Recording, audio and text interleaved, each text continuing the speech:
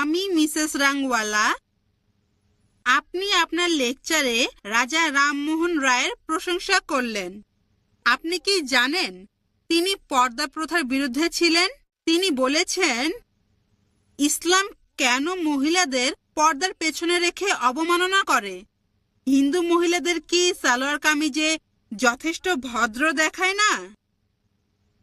বোন, আপনি খুব সুন্দর প্রশ্ন করেছেন যে আমি আমার লেকচারের মধ্যে রাজা রামমোহন রায়ের অনেক প্রশংসা করেছি। হিন্দুইজমে উনি যেসব সংস্কার করেছিলেন, তবে তিনি হিজাবের বিরুদ্ধেও কথা বলেছিলেন, যেটা ইসলাম ধর্মে আছে। আমি এ ব্যাপারে জানি কি না। আর ইসলাম কেন মহিলাদের পর্দার আড়ালে রেখে তাদের অসম্মান দেখায়? আর হিন্দু কোনো মহিলা পর্দা না করে সালোয়ার কামিজ পরলে সে কি মার্জিত হবে কিনা? বোন, আপনাকে বুঝতে হবে, যদি আমি কোনো লোকের